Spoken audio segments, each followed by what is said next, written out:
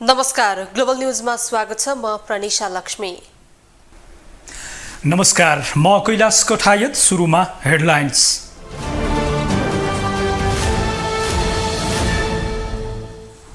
ललिता निवास प्रकरणमा एकै दिन 7 जना पक्राउ। पूर्व निर्वाचन आयुक्त शाहदेखि भातभटिनीका मालिक गुरुङसम्म प्रहरी नियन्त्रणमा। मालपोतका कर्मचारीको हातमा स्टे अर्डर। सर्वोच्च अदालतद्वारा काठमाडौँ महानगरका मेयर बालिन शाहसँग लिखित जवाब। पाटन उच्च अदालतले दिएको आदेशको अवहेलना गरेको आरोप। त्रिभुवन अन्तर्राष्ट्रिय विमानस्थलमा भद्रगोल। अनावश्यक भिडभाडले सर्वसाधारणलाई आवत जावतमै समस्या। अब प्रति व्यक्ति स्वागत र विदाई गर्न 3 जना मात्रै जान पाउने। वाग्नर समूहका सैनिकलाई रुसी सेनामा भर्ती हुन रुसी राष्ट्रपति भ्लादिमिर पुटिनको आह्वान। सेनामा भर्ती नभए घर फर्काइने। कमान्डर सच्चा देशभक्त भएको जिकिर। र भारतमा जारी 14औं संस्करणको साफ च्याम्पियनसिप फुटबल अन्तर्गत सोह्रौं चरणको आफ्नो अन्तिम खेलमा नेपाल विजयी। आशिष चौधरीको 1 गोलले पाकिस्तान पराजित।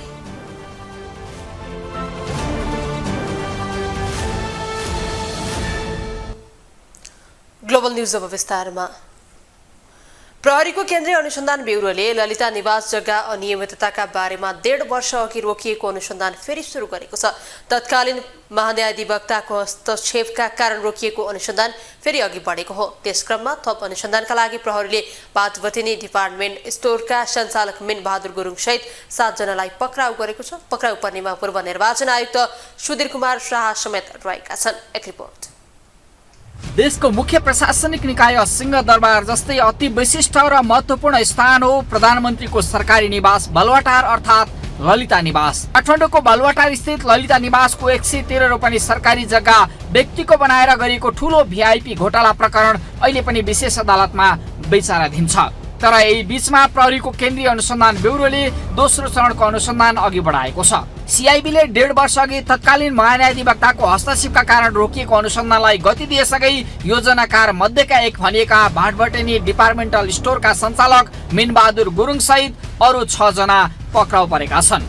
सीआईबीको दोस्रो चरणको अनुसन्धानका लागि पक्राउ गरेका गुरुङले एकल संयुक्त र कम्पनी गरी 20 रोपनी 8 आना 3 नाम बालुवाटारको सरकारी जग्गा हत्याएका थिए। गुरुङले हात पारेको जग्गामध्ये अधिकांश आफन्तका नाममा पुगेको थियो भने कतिपय उनको डिपार्टमेन्टल स्टोरको नाममा पाइएको छ। सरकारी जग्गा हत्याउने क्रममा गुरुङको नाममा रहेका किताहरू रहेको फाइल दिल्ली बजार मालपोत कार्यालयबाटै गायब बनाइयो। प्रधानमन्त्री कार्यालय सहित उच्च पदस्थ सरकारी अधिकारीको बसोबास रहेको बालुवाटार स्थित जग्गाका हिनामिना प्रकरणमा कतिपय अन्य मिसिल नै गायब पारिएका छन्। प्रहरीको केन्द्रीय अनुसन्धान ब्युरोका अनुसार यति बेलासम्म गुरुङ सहित कालाधार देउजा, सुरेन्द्रमान कपाली, धर्मप्रसाद गौतम, भूपेन्द्रमणि केसी र गोपाल कार्की पक्राउ परेका छन्। पक्राउ देउजा दिल्ली बजार मालपोत कार्यालयका पूर्व प्रमुख हुन्। केसी दिल्ली बजार मालपोतमा बसेर पछि अख्तियार दुरुपयोग अनुसन्धान आयोगमा भूमि विज्ञ समेत भएका व्यक्ति हुन्। गौतम र कपाली पनि कर्मचारी हुन्। कार्की मालपोत कार्यालय दिल्ली बजारका पूर्व खरिदार हुन्।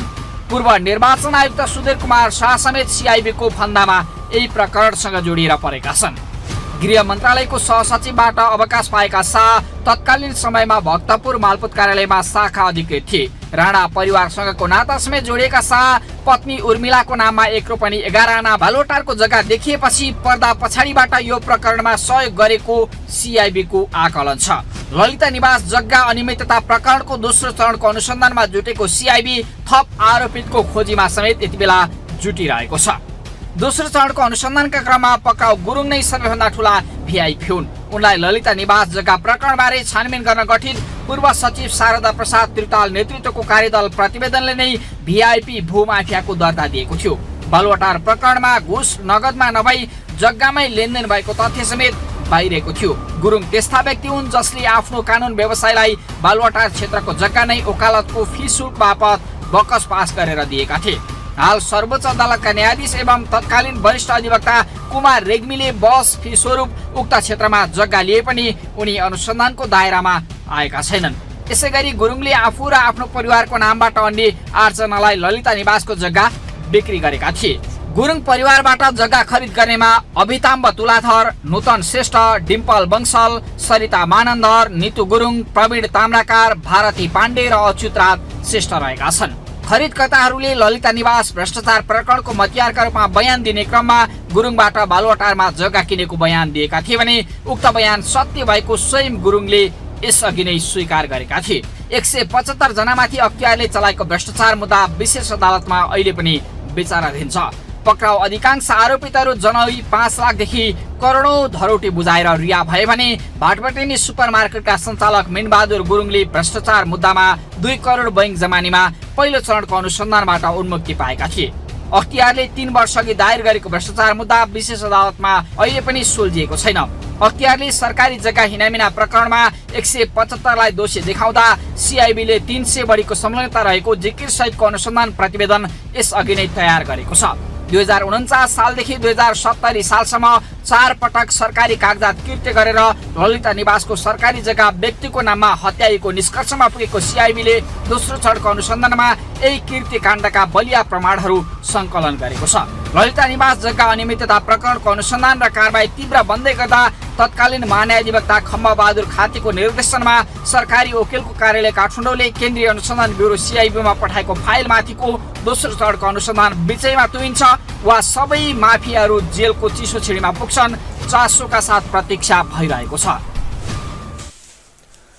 सहकारी मार्फत करिब 14 अर्ब रुपैयाँ ठगीका नाइके केदारनाथ शर्मा नेउपाने भारतको मुम्बईमा पक्राउ परेका छन्।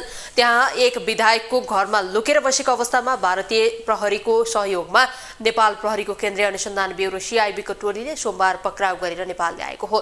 शर्माको नेतृत्वमा स्थापना भएको शिव शिखर सहकारी र तुलसी सहकारीले 14 अर्ब भन्दा धेरै सर्वसाधारणको निक्षेप हिनामिना गरेको छ। उक्त हिनामिनाको मुख्य नाइके शर्मा भएको अनुसन्धानमा खुलेपछि उनलाई भक्तपुर र मोरङमा मुद्दा दायर भइसकेको छ। अन्य जिल्लामा उनी विरुद्ध अनुसन्धान जारी छ। सहकारीमा समस्या आएपछि केही महिना यता उनी भारतमा बस्दै आएका थिए। बाँकीको कोहलपुर स्थायी घर भएका नेउपानेले सहकारीबाट ठगेको रकम भारतको राजस्थान लगायत ठाउँमा लगानी गरेको समेत अनुसन्धानमा खुलेको छ। सिआइबी की निर्देशक एआइजी किरण बज्राचार्यले शर्मालाई पक्राउ गरिएको पुष्टि गरेकी छन्। उनलाई मंगलबार अदालतमा उपस्थित गराइने बज्राचार्यको भनाइ छ। प्रहरीका उच्च अधिकृत र राजनीतिक दलका नेताहरूसँग निकट सम्बन्ध रहेको भन्दै विभिन्न व्यक्तित्वहरूबाट रकम ठगी गरेको आरोपमा शिव सुतक गौरी भक्त बाबा भनिने पुरुषोत्तम काफ्ले पक्राउ परेका छन्।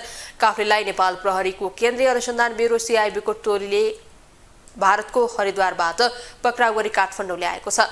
काफ्ले विरुद्ध 2 करोड 69 लाख रुपैयाँ ठगेको आरोप छ। पीडितहरूबाट उजुरी आउने क्रम जारी रहेकोले उनले ठगेको रकमको परिणाम थप बढ्ने बताइएको छ। उनले विभिन्न नेताहरू, नेपाल प्रहरीका बहालवाला तथा पूर्व अधिकृत लगायतसँग फोटो खिचाउने र त्यही फोटो देखाएर विभिन्न व्यक्तिहरूका काम गराइदिने भन्दै रकम असुल्ने गरेको पाइएको सिआइबीले जनाएको छ। उनी विरुद्ध उजुरी परेपछि प्रहरीले खोजी सुरु गरेको थियो। अर्थमन्त्री डाक्टर प्रकाश शरण महतले जिल्ला निर्वाचन कार्यालय खारिज नहुने स्पष्टीकरण दिएका छन्। सरकारले संसदमा पेश गरेको आगामी आर्थिक वर्षको बजेट मार्फत कार्यालय खारिज गर्ने नीति लिइने उल्लेख गरिएको भए पनि प्रतिपक्षी दलसँगै सत्तारूढ दलकै सांसदहरूले विरोध जनाएपछि मन्त्री महतले यस्तो बताएका हुन्। यसअघि कार्यालय खारिज गरेर जिल्ला प्रशासन कार्यालयमै निर्वाचन कार्यालयको इकाइ राख्ने व्यवस्था प्रस्तावित थियो। एक रिपोर्ट। अर्थमन्त्री डाक्टर प्रकाश शरण महतले जिल्ला निर्वाचन कार्यालय खारिज नहुने स्पष्ट पारेका छन्। बजेटमाथिको मन्त्रालयगत छलफल उठेका प्रश्नको जवाब दिँदै मन्त्री महतले कार्यालय खारिज नहुने स्पष्टीकरण दिएका हुन्। उनले निर्वाचन आयोगले कार्यालयलाई कसरी राख्न चाहन्छ त्यसै गरी कार्यालय रहने बताएका हुन्। जिल्ला निर्वाचन कार्यालयहरू अहिले जसरी रहेको छ त्यसरी नै रहनेछन्। अझ त्योभन्दा अझ कसरी त्यसलाई इम्पावर गर्ने अझ थप सुझाव निर्वाचन आयोगको छ भने अझ त्यसलाई चाहिँ सबल बनाउन अझ त्यहाँ के चाहिँ प्रबन्ध गर्नुपर्छ। यसको स्वतन्त्र अस्तित्व अझ काम कारबाहीमा अझ कुनै पनि व्यवधान अप्ठ्याराहरू छन् भने त्यसलाई पनि सघाउ पुग्ने गरेर चाहिँ के सरकारले गर्नु पर्यो त्यो सरकार गर्न तयार छ। त्यसकारण यो कुनै खारेजी हुँदैन। जिल्ला निर्वाचन कार्यालयहरू जसरी निर्वाचन आयोगले राख्न चाहन्छ त्यसरी नै रहनेछन् भनेपछि यस बारेमा मैले थप स्पष्ट पारिरहनु पर्दैन। यसअघि प्रतिनिधि सभाको मङ्गलबारको बैठकमा राष्ट्रिय स्वतन्त्र पार्टीले जिल्ला निर्वाचन कार्यालय खारेज गर्ने निर्णय नसच्याए संसद चल्न नदिने अडान राखेको थियो। राष्ट्रिय स्वतन्त्र पार्टीका सभापति समेत रहेका सांसद रवि लामिछानेले जिल्ला निर्वाचन कार्यालय खारेज गर्ने निर्णयले निर्वाचनको स्वच्छतामै असर पर्ने बताएका थिए। लोकतन्त्र सत्ता पक्ष र प्रतिपक्षको होइन, नेपाली जनताको हो। नेपाली जनताले रगत पसिना बगाएर ल्याएका हुन्। यस अर्थमा लोकतन्त्रमा आक्रमण हुने यस्ता किसिमका क्रियाकलापका लागि अर्थमन्त्रीज्यूले यसलाई फिर्ता लिने प्रतिबद्धता सभामुखज्यूबाट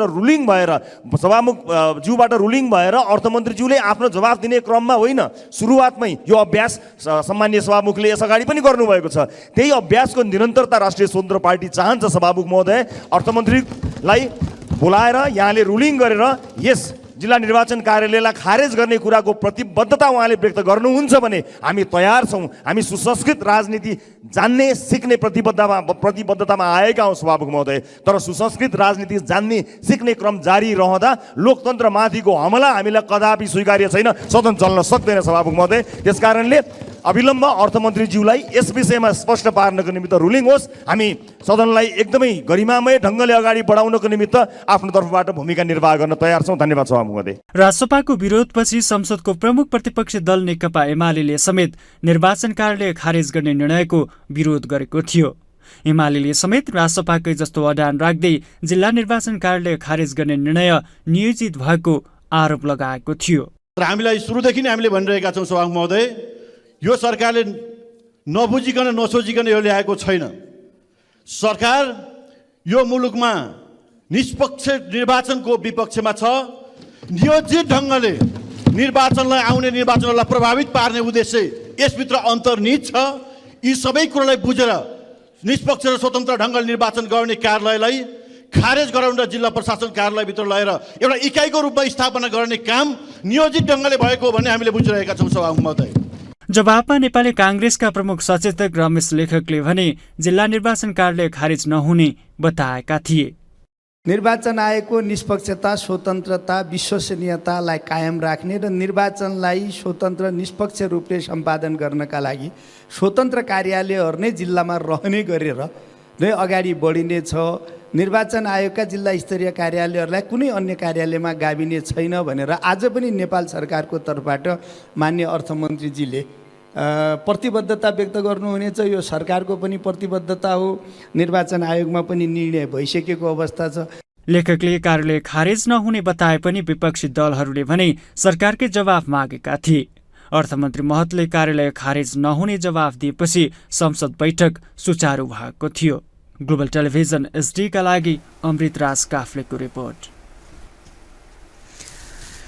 नेपालमा समानुपातिक निर्वाचन प्रणालीमाथि बेला बेलामा प्रश्न उठ्ने गरेको छ। खास गरी चुनावको आसपासमा समानुपातिक निर्वाचन प्रणाली खारेज गर्नुपर्ने भन्दै बहस हुने गर्दछ। यसपटक भने नेपाली काङ्ग्रेसका सभापति शेरबहादुर देउवाको अभिव्यक्तिले समानुपातिक निर्वाचन प्रणालीमाथि बहस छेडिएको छ। काङ्ग्रेस सभापति देउवाले समानुपातिक प्रणालीलाई व्यवस्थापन गर्न संविधान संशोधन आवश्यक भएको बताएका थिए। एक रिपोर्ट। देशको सबैभन्दा ठूलो पार्टी नेपाली काङ्ग्रेसका सभापति शेरबहादुर देउवाले समानुपातिक निर्वाचन प्रणालीलाई व्यवस्थापन गर्न संविधान संशोधन आवश्यक रहेको बताएपछि अहिले समानुपातिक निर्वाचन प्रणाली खारेजीको विषय सतहमा आएको छ। देउवाले भक्तपुरमा भएको कार्यक्रममा प्रत्यक्ष निर्वाचितलाई प्रतिनिधि सभामा र समानुपातिकलाई राष्ट्रिय सभामा लैजाने गरी व्यवस्था गर्न त्यसका लागि संविधान संशोधन गर्नुपर्ने बताएका थिए। समानुपातिक चाहिँ राष्ट्रिय सभामा तर चाहिँ अरू प्रत्यक्ष यो चाहिँ उम्मेदवारहरू प्रति सभामा उठाउनुपर्छ भन्ने विचार त उच्च हो। तर त्यसको लागि संविधानको संशोधन आवश्यक छ। संविधानको संशोधनलाई 2/3 बहुमत चाहिन्छ। त्यसका लागि सबै पार्टीको बिचमा सहमति हुनु जरुरी छ। यदि यो सहमति हुन सक्यो भनेदेखिलाई यी विचारहरू नहुने कुरा होइन।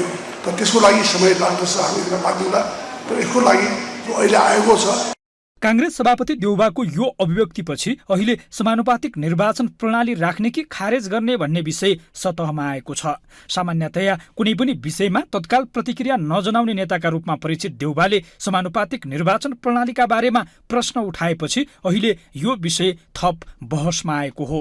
त्यसो त संसदमा समेत विभिन्न दलका नेताहरूले समानुपातिक निर्वाचन प्रणाली खारेज गर्नुपर्ने आवाजहरू उठाइरहेका छन्। गत वैशाखमा राष्ट्रिय सभा सदस्य खिमलाल देवकोटाले समानुपातिक निर्वाचन प्रणाली खारेज गर्नुपर्ने बताएका थिए। समानुपातिक समावेशी सहभागितालाई प्रत्यक्ष निर्वाचन प्रणालीमै समावेश गर्नुपर्ने उनको भनाइ थियो।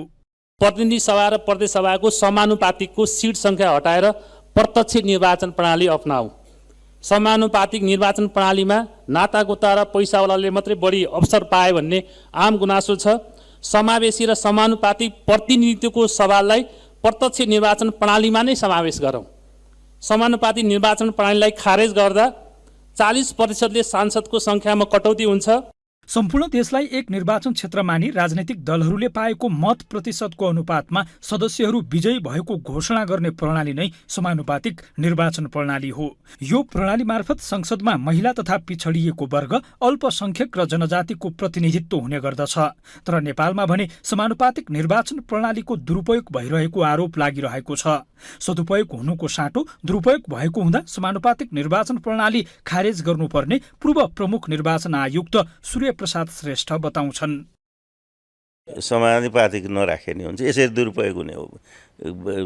दुरुपयोग र सरकारमा जाने चाहिँ नि तपाईँको चाहिँ ब्याकडोर होइन, पछिल्लो ढोका सरकारमा जाने बाटो बनाउने यस्तो कुराहरूमा प्रयोग हुने हो भने यसको कुनै औचित्य छैन। उसो त प्रत्यक्ष निर्वाचन प्रणालीको समेत आलोचना हुने गरेको छ। चुनाव जित्न उम्मेद्वारले भड्किलो खर्च गर्नु परेको कतिपयको तर्क छ। सामान्य नागरिकले उम्मेद्वार बन्नै नसक्ने समय आएकोले निर्वाचनको समीक्षा गर्नुपर्ने धेरैको धारणा छ। काठमाडौँ महानगरपालिकाका मेयर बालेन्द्र शाह विरुद्ध अदालतको अवहेलना मुद्दा दर्ता गर्न सर्वोच्च अदालतले आदेश दिएको छ। मंगलबार सर्वोच्च अदालतका न्यायाधीश तिल प्रसाद श्रेष्ठको इजलासले मेयर शाह विरुद्ध अदालतको अवहेलना मुद्दा दर्ता गरेर लिखित जवाफ माग्न आदेश गरेको हो। शाहले अदालतको अवहेलना गरेको भन्दै अधिवक्ता वर्षा कुमारी झाले सर्वोच्च अदालतमा निवेदन पेश गरेकी थिइन्। उक्त निवेदनमाथि मंगलबार न्यायाधीश श्रेष्ठको इजलासमा सुनवाई भएको हो। उच्च अदालत पाटनले दिएको आदेश नमान्य भन्दै मेयर शाहले सामाजिक सञ्जालमा घोषणा गरेका थिए। उनले अदालतलाई विभिन्न आक्षेप लगाएका थिए। हिन्दी सिनेमा आदिपुरुषको प्रदर्शनीमाथि मेयर शाहले लगाएको प्रतिबन्ध विरुद्ध हल सञ्चालकहरूले दिएको निवेदनमा सुनवाई गर्दै उच्च अदालत पाटनले महानगरको निर्णय कार्यान्वयनमा रोक लगाएको थियो। आफ्नो निर्णय रोक्न उच्च अदालत पाटनले रोक लगाएपछि मेयर शाहले सामाजिक सञ्जाल फेसबुकमा अदालत र सरकार भारतको गुलाम भएको आरोप लगाएका थिए।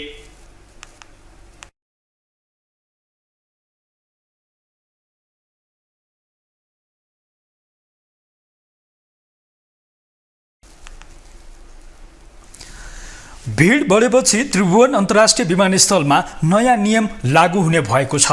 विमानस्थलमा अब 1 जना यात्रुको बिदाई तथा स्वागतका लागि 3 जना मात्रै जान पाइने भएको छ। नेता तथा आम सर्वसाधारण सबैका लागि एउटै नियम लागू हुने बताइएको छ। एक रिपोर्ट। आन्तरिक र अन्तर्राष्ट्रिय टर्मिनल भवन बाहिर भीड बढेपछि त्रिभुवन अन्तर्राष्ट्रिय विमानस्थलको सुरक्षा समितिले 1 जना यात्रुको बिदाई तथा स्वागतका लागि 3 जना मात्रै जान पाउने निर्णय गरेको छ। समितिको बैठकले भीड बढेकोले यात्रुलाई सेवा दिन प्रतिकूल असर परेको र प्यासेन्जर ड्रप एरियामा दुर्घटनाको जोखिम बढेको भन्दै आफूहरूले यस्तो कदम चालेको त्रिभुवन अन्तर्राष्ट्रिय विमानस्थलका प्रवक्ता टेकनाथ छिटौलाले बताएका छन्। कसैको 5 जना, कसैको 7 जना होला, कसैको 15 जना होला, कसैको 10 जना होला, धेरै आइरहनु भयो। त्यसले गर्दाखेरि हाम्रो एयरपोर्टको जुन एरिया छ, हाम्रो क्षेत्रफल अगाडिपट्टि पनि सानो छ हैन, अनि त्यहीँबाट गाडीहरू ड्रप एरिया पनि त्यहीँ छ हैन, मान्छे उत्रिने पनि प्यासेन्जर उत्रिने त्यहीँ, गाडी चलाउने त्यहीँ, जम्मा हुने पनि त्यहीँ। त्यसले गर्दाखेरि धेरै भिडभाड भयो। त्यसले चाहिँ गर्दाखेरि अब अगाडिदेखि नै तपाईँको जुन जाने प्यासेन्जर छ त्यसलाई एक त तपाईँको गाडीले ठोकिने कहिलेकाहीँ त भित्रै छिर्न नसकेर बाहिर रोडमा बन्नुपर्ने, गाडी आएर चाहिँ तपाईँको गाडी हिँड्ने बाटो पनि त्यही रोडमै ठोकिने जस्तो भयो क्या, एक्सिडेन्टहरू हुने। अर्को कुरो तपाईँको प्यासेन्जर भित्र छिर्न पनि भिड छिर्दै छिर्नुपर्ने कि अब त्यो प्यासेन्जरलाई थाहा छैन कि कहाँनिर चाहिँ हेल्प डेस्क छ, कहाँनिर म इन्ट्री गर्नुपर्ने, कहाँनिरबाट होइन गेट कहाँ कहाँ छ भन्ने कुरो सबै छेलिएको हुन्छ कि त्यहाँबाट। त्यस्तै किसिमको चाहिँ अब अप्ठ्यारो पऱ्यो होइन। त्यसले गर्दाखेरि चाहिँ हामीले चाहिँ यसलाई अहिले नयाँ एउटा नियम चाहिँ हामीले आग्रह गरे उहाँहरूलाई होइन। विमानस्थलमा आन्तरिक र अन्तर्राष्ट्रिय स्तरमा उडान गर्ने यात्रुहरू हजारौंको संख्यामा रहेका छन्। वरिपरि भिडभाड हुँदा यात्रामा जाने यात्रुलाई समेत समस्या परेको हुँदा त्यसलाई ध्यान दिएको र नेतादेखि सर्वसाधारणलाई नियम लागू हुने उनको भनाइ छ। नियम भनेको त सबैलाई बराबरै लाग्ने हो होइन, सबैलाई नै बराबर लाग्छ। अब त्यसले गर्दाखेरि यो नेता अब यो सर्वसाधारण भन्ने कुरा हामी यसलाई कुनै पनि हिसाबले हामी चाहिँ त्यस्तो उयो गर्न मिल्दैन होइन, विभेद गर्न मिल्दैन। यो सबैलाई लागू हुने हो, राजादेखि रङ्कासम्म सबैलाई लागू हुने हो। दैनिक रूपमा त्रिभुवन अन्तर्राष्ट्रिय विमानस्थलमा मानिसहरूको निकै भिड लाग्ने गर्दछ।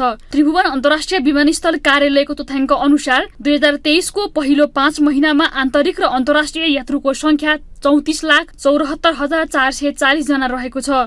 यो संख्यालाई औसतमा हेर्ने हो भने दैनिक 23,162 जना यात्रु त्रिभुवन अन्तर्राष्ट्रिय विमानस्थल प्रयोग गर्ने गर्दछन्।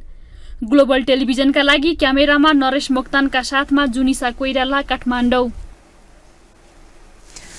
अब ग्लोबल भोइस।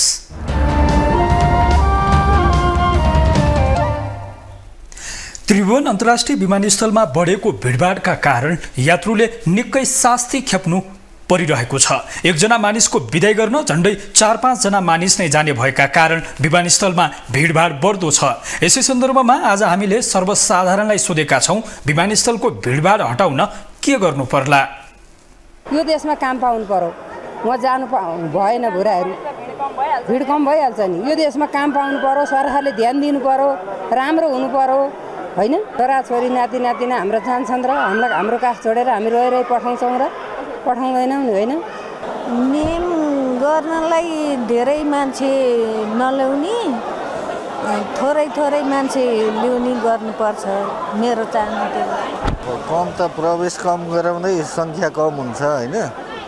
भयो भने 2-3 जना भन्दा अलिकति सङ्ख्या चाहिँ बढायो भने अलि अब कोही आउनै पर्ने मान्छे 2-4 जना त भइहाल्छ सबैको।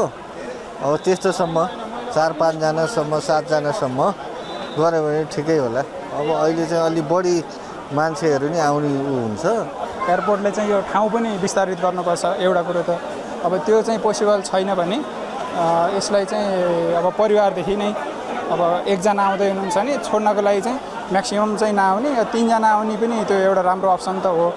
अब कोही चाहिँ अब 1 जना आउँदाखेरि फ्यामिली पुरै आउने चाहिँ चलन छ नि हाम्रो, त्यसलाई चाहिँ अलिक कम गर्ने भने पनि यो व्यवस्थापन भिडभाड चाहिँ अलिक कम हुन्छ। भिडभाड नियन्त्रण गर्नलाई त पहिलो कुरा मान्छे नै कम गराउनु पर्यो। त्यसको लागि अब ठाउँ सानो भइसकेपछि सबैभन्दा मुख्य विकल्प भनेकै अब विदेश जाने मान्छे नै कम गराउने। अब देशमा केही विकल्प नयाँ रोजगारीको कुराहरू थप्न सकियो भने यसमा अब मान्छे नै नभएपछि यहाँ भिडभाड त कम भइहाल्छ नि त्यसै पनि। कृषि तथा पशुपक्षी विकास मन्त्री डाक्टर बेदुराम भुषालले यस वर्ष धानका लागि रासायनिक मलको अभाव नहुने बताएका छन्। मंगलबार प्रतिनिधि सभा बैठकमा मन्त्री भुषालले यस वर्ष धानका लागि आवश्यक पर्ने रासायनिक मल अभाव नहुने बताएका हुन्। हाल देशभरका कृषि सामग्री कम्पनी र साल ट्रेडिङ कर्पोरेसनका डिपोहरूमा 78,422 मेट्रिक टन मल मौजात रहेको उनले जानकारी दिए। उनले असार महिनाको अन्त्यसम्ममा थप 45,000 मेट्रिक टन र श्रावण महिनाभित्र थप 75,000 मेट्रिक टन रासायनिक मल प्राप्त हुने पनि बताएका छन्। मन्त्री भुषालले आगामी आर्थिक वर्षको लागि रासायनिक मल खरिदका लागि 30 अर्ब रुपैयाँ रकम सुनिश्चित गरिएको बताएका छन्। मध्ये 3,51,000 मेट्रिक टन आयात भई बिक्री वितरण भइरहेको छ र हाल 78,422 मेट्रिक टन मल देशभरका कृषि सामग्री कम्पनीका 41 र साल ट्रेडिङ कर्पोरेसनका 24 डिपोहरूमा मौजदात रहेको छ। असार महिनाको अन्तसम्ममा थप 45,000 मेट्रिक टन र श्रावण महिनाभित्र थप 75,000 मेट्रिक टन रासायनिक मल प्राप्त हुने अवस्थामा रहेको छ। यस वर्षको धानलाई रासायनिक मलको अभाव नहुने बेहोरा यस सदनमा राख्न चाहन्छु। विगतमा जस्तै बजेटको सुनिश्चितता नभएर समयमा मल ल्याउन नसकिने अवस्था आगामी वर्षमा नरहोस् भनेर आगामी आर्थिक वर्षको लागि रु 30 अर्ब रकम सुनिश्चित गरिएको बेहोरा पनि अनुरोध गर्न चाहन्छु। उनले लम्पी स्किन रोगको खोप जोर्डन, तान्जानिया र टर्कीबाट भ्याक्सिन आयात गरिरहेको दावी गरे। उनले हालसम्म 7,37,000 डोज खोप ल्याइएको र असार 10 गतेसम्म 1,62,371 पशुलाई खोप लगाइएको जानकारी दिएका छन्। संसदीय समितिले दिएको निर्देशन कार्यान्वयन नहुनुमा समितिले क्षेत्राधिकारभित्र बसेर निर्देशन नगर्नु प्रमुख कारण रहेको पाइएको छ। मंगलबार दिगो विकास तथा सुशासन समितिको बैठकमा समितिको निर्देशन कार्यान्वयनको बारेमा नीति अनुसन्धान प्रतिष्ठानबाट गरिएको अध्ययन प्रतिवेदनमा यस्तो पाइएको हो। राष्ट्रिय सभा अध्यक्ष गणेश प्रसाद तिमल सिन्हाले मन्त्रीहरू संसद र समितिका बैठकबाट तर्किने गरेको बताए। उनले निर्देशन कार्यान्वयन गर्ने कार्यपालिका समितिको निर्देशन सुन्न नपरोस्, संसदमा सकेसम्म जान नपरोस् भनेर तर्किने गरेको बताएका छन्। है त्यो कुरालाई चाहिँ ख्याल गर्नुपर्छ। उहाँहरू चाहिँ सबै यतातिरको चाहिँ हो, हामी चाहिँ त एकदमै गरिहाल्थ्यौँ त्यताबाटै मात्रै भन्ने, यो चाहिँ सकभर निर्देशन दियो नदियो, समितिमा सकभर जानु नपरोस्, त्यहाँ गएर निर्देशन दिएको सुन्नु नपरोस्, त्यो कार्यान्वयन नगर्नु परोस् भन्ने खालको, अथवा सिङ्गो हाउसलाई भन्दा त्यही व्यक्ति म नै छु, म सांसद हुँ, म अध्यक्ष हुन्छु, यसको गरिमाको बारेमा म बोल्छु, यहाँ गर्छु, तर मै मन्त्री भएँ, प्रधानमन्त्री भएँ भने मैले यसलाई टेर्दिनँ। यसैले जन्माएको र भोलि फेरि यहीँ हो धेरै हुने। मन्त्री कति समय हुन सक्नुहुन्छ, प्रधानमन्त्री कति समय हुनुहुन्छ, उहाँको जीवनमा हेऱ्यो भने बढी समय त सांसद हुनुहुन्छ। तर त्यही प्रतिको गरिमा र ओजलाई उहाँहरूले कति लिनुहुन्छ या त हामी कति लिन्छौँ। समितिको बैठकमा संविधानविद खिमलाल देवकोटाले संसदीय समितिले दिने गरेका निर्देशन कार्यान्वयन नहुनुको कारणहरूमा समितिले क्षेत्राधिकारभित्र बसेर निर्देशन नगर्ने गरेको पाइएको बताएका छन्। चर्चाको विषयलाई कुनै पनि समितिले छलफल गरेर निर्देशन दिइहाल्ने परिपाटी रहेको बताए। निर्देशन समितिले क्षेत्राधिकारभित्र बसेर निर्देशन नगर्ने समस्या, यो पपुलिस्ट कुरा छ भनेपछि यो गरिहालौँ न त भन्ने एउटा यो होला कि, दोस्रो चाहिँ निर्णयको गाम्भीर्यता, निर्णयको गुणस्तर, निर्णयको स्तर त्यसैमा क्वेसन हो कि भन्ने दोस्रो। तेस्रो चाहिँ निर्णय गर्ने कार्यान्वयन भयो कि भएन भनेर अनुगमन नगर्ने पो समस्या हो कि। चौथो, पाँचौँमा चाहिँ यो निर्देशन कार्यान्वयन गर्नेहरूको तत्परता, त्यो रेट कस्तो रहेछ भने यी चारवटा मेजर कुरामा हामीले चाहिँ अरू सहायक कुराहरू राखेर यो कन्सेप्चुअल फ्रेमवर्कमा यो स्टडी अगाडि बढाइयो। संविधानविद देवकोटाले कतिपय देशमा संसदीय समितिलाई संसदभन्दा महत्त्वका साथ हेरिने गरे पनि नेपालमा भने बोलाएका मन्त्री सचिव सम्बन्धित निकाय नआए बैठक नै स्थगन गर्ने तर कारबाहीको प्रक्रिया नबढाउने हुँदा संसदीय समिति प्रभावकारी बन्न नसकेको बताएका छन्।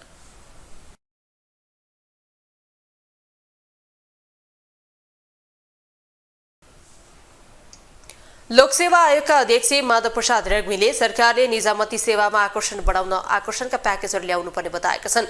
मंगलबार राष्ट्रिय सरोकार तथा समन्वय समितिको बैठकमा उनले नागरिकहरू निजामती सेवातर्फ किन आकर्षित भएनन् भन्ने विषयको खोजी हुनुपर्ने बताए। उनले अभिभावकहरूले आफ्ना सन्तानलाई अध्ययन गराउँदा नेपालका लागि केही गर्नुपर्छ भन्ने सन्देश दिन नसक्नु पनि निजामती सेवामा आकर्षण घट्नुको कारण हुन सक्ने बताएका छन्।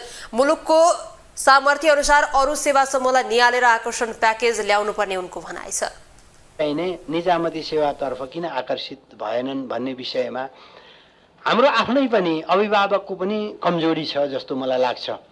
हामीले आफ्नो छोराछोरीलाई तिमी भविष्यमा पढेर नेपालकै सेवा गर्नुपर्छ है भनेर कतिको ओरिएन्ट गर्ने गरेका छौँ, या अब कुनै विद्यालय या कलेजमा यस्तो पढ्यो भने चाहिँ विदेशमा छिटै भिसा पाइन्छ भन्ने पो पढाएका छौँ कि, र निजामती सेवाको आकर्षण चाहिँ नेपाल सरकारले आकर्षणका प्याकेजहरू के गर्नुपर्ने हो।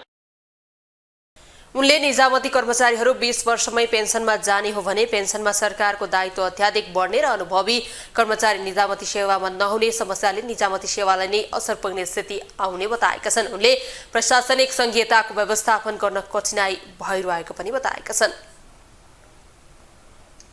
अब इकोनोमिक न्यूज।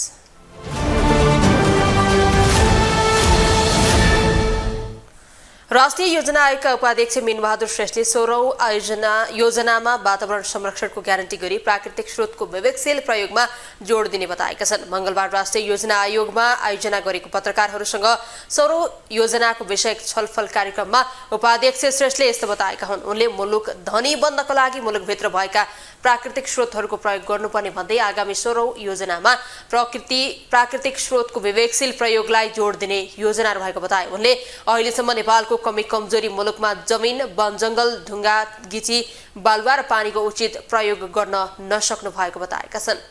अनि हुने भन्दा हामीसित नभएको विषयमा आधारित भएर त हुँदैन, हामीसित भएकै विषयमा हो। नेचुरल रिसोर्सेसहरू अहिलेसम्मको हाम्रो चाहिँ कमी कमजोरी के हो त भन्दा हामीसित जमिन छ, त्यसको पुरा प्रयोग गरेर खेतीपाती राम्रो गर्न सकेनौँ। हामीसित वन छ, करिब अहिले 46% पुगेको छ, त्यसको प्रयोगबाट हामीले लाभ लिन सकेका छैनौँ। ढुङ्गा गिटी बालुवाको कुरा भयो, वातावरण संरक्षणलाई ग्यारेन्टी गरेर तिनीहरूको प्रयोग गर्नुमा त्यो गर्न सकेका छैनौँ। उनले कृषि क्षेत्रमा उत्पादन र उत्पादकत्व कमी हुनुको मुख्य समस्या मुलुकको संरचनागत समस्या भएको बताए। उनले मुलुक रेमिट्यान्समा निर्भर रहनु भनेको पनि संरचनागत समस्या भएको बताएका थिए।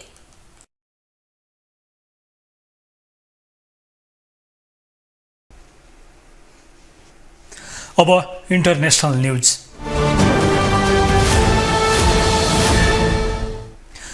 रुसी राष्ट्रपति भ्लादिमिर पुटिनले रुसको निजी सेना वाग्नरका सैनिकहरूलाई राष्ट्रिय सेनामा भर्ना हुन आह्वान गरेका छन्। राष्ट्रका नाममा सम्बोधन गर्दै पुटिनले समूहलाई कि रुसी सेनामा भर्ना हुनुपर्ने कि त घर फर्किनुपर्ने प्रस्ताव राखेका हुन्। वाग्नर समूहले आन्तरिक विद्रोहको चेतावनी दिएर पछि हटेपछि पुटिनको यस्तो धारणा सार्वजनिक भएको हो। एक रिपोर्ट।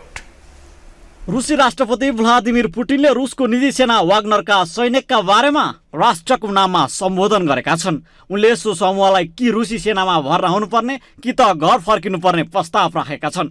पुटिनले मंगलबार सुरक्षा अधिकारीहरूसँग उच्च स्तरीय बैठक पनि गरेका छन्। रुसी मिडिया आर्टिकल अनुसार पुटिनले वाग्नर समूहका लडाकु र कमान्डरलाई सच्चा देशभक्तको रूपमा वर्णन गरेका छन्। अर्कोतर्फ वाग्नरका प्रमुख एभगेनी प्रिगोजिनले रुसमा सैन्य कु गर्न खोजेको आरोपको खण्डन गरेका छन्। प्रिगोजिनका अनुसार सो मार्च पास्ट पुटिनलाई हटाउनका लागि गरिएको थिएन। एक सामाजिक सञ्जाल एपमा आफ्नो 11 मिनटको अडियो विज्ञप्तिमा प्रिगोजिनले वाग्नर सेनाको उद्देश्य युक्रेनमा रुसको आक्रमणको विरोध रहेको बताएका छन्। उनले रुसी सेनाद्वारा वाग्नर समूहमाथि गरिएको अन्याय विरुद्ध लड्न आन्दोलन सुरु गरेको बताएका छन्। अडियोमा वाग्नरका अध्यक्ष एभगेनी प्रिगोजिनले भनेका छन्, युक्रेन विरुद्धको लडाईँमा खटिएको वाग्नर समूहले रुसी सेनाले पर्याप्त हतियार नदिएको र रुसी सेनाले आफ्नो भूमिमा आक्रमण गरेको भन्दै असन्तुष्टि जनाउँदै आएको थियो। यिनै असन्तुष्टिका बीच वाग्नर समूह युक्रेनबाट फर्केर रुसकै रोस्तोभ सहर कब्जा गरेर बसेको थियो। आफ्नो मागको सुनाइ नभए राजधानी मस्को प्रवेश गर्ने भनेर धम्की दिएर मार्च सुरु गरेपछि रुसमा हलचल मचिएको थियो। तर 24 घण्टामै वाग्नरका अध्यक्ष एभगेनी प्रिगोजिनले पछि हटेको घोषणा गरेका थिए। त्यसपछि रुसी सरकारी सञ्चार माध्यमहरूले प्रिगोजिन पछि हटेको र अब बेलारुस जाने बताएका थिए। वाग्नर समूहको विरोध अन्त्य भएपछि पहिलो पटक प्रिगोजिनको अडियो सन्देश सार्वजनिक भएको हो। तर उनी अहिले कहाँ छन् र कहाँबाट अडियो सन्देश सार्वजनिक गरे भन्ने नखुलेको बीबीसीले जनाएको छ। उनले अडियोमा भनेका छन्, वाग्नर समूहलाई बर्बाद हुनबाट जोगाउने र लडाईँमा भएका गल्तीमा जिम्मेवार बनाउने मार्चको उद्देश्य थियो। ग्लोबल टेलिभिजनको लागि एजेन्सीको सहयोगमा विशाल पुरीको रिपोर्ट। अब स्पोर्ट्स न्यूज।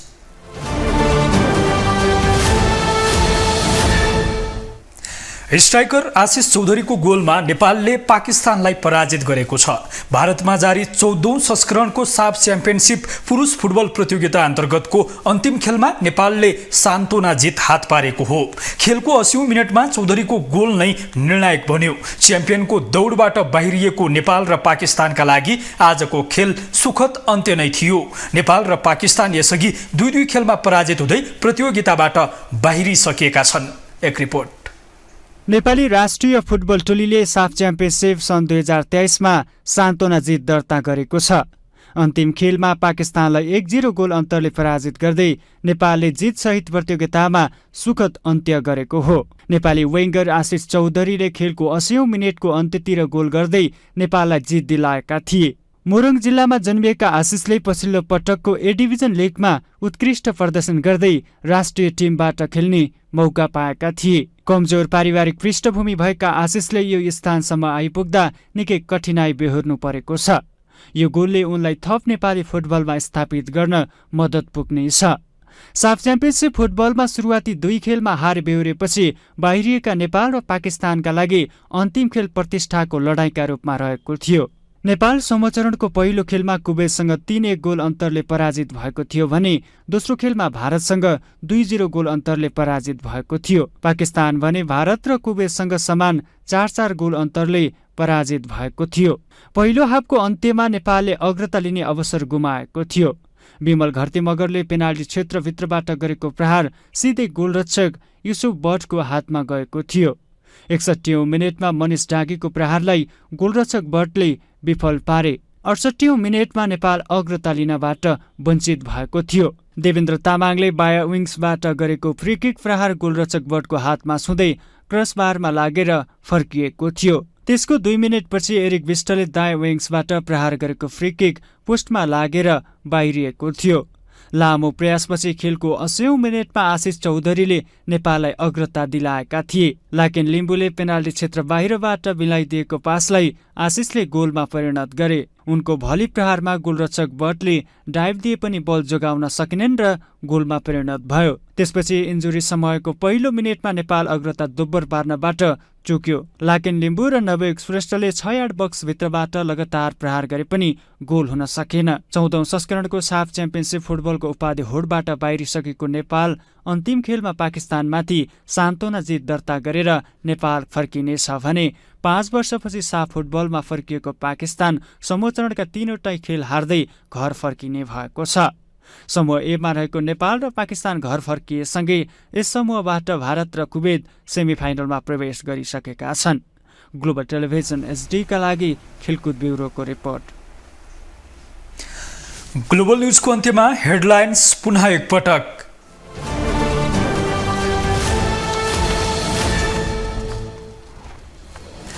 ललिता निवास प्रकरणमा एकै दिन 7 जना पक्राउ। पूर्व निर्वाचन आयुक्त शाहदेखि भाटभटेनीका मालिक गुरुङसम्म प्रहरीको नियन्त्रणमा मालपोतका कर्मचारीको हातमा स्टे अर्डर।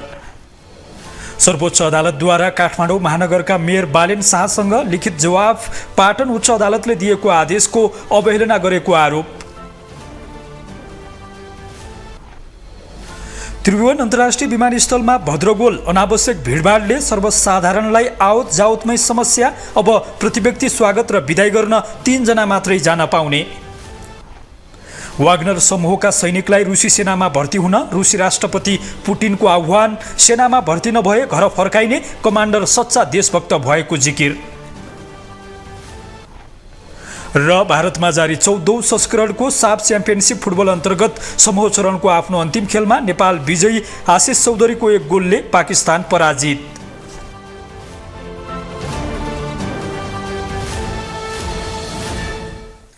ग्लोबल न्युज अहिलेलाई यति नै। ग्लोबल टेलिभिजन तपाईँ फेसबुक तथा युट्युबमा पनि प्रत्यक्ष रूपमा हेर्न सक्नुहुनेछ।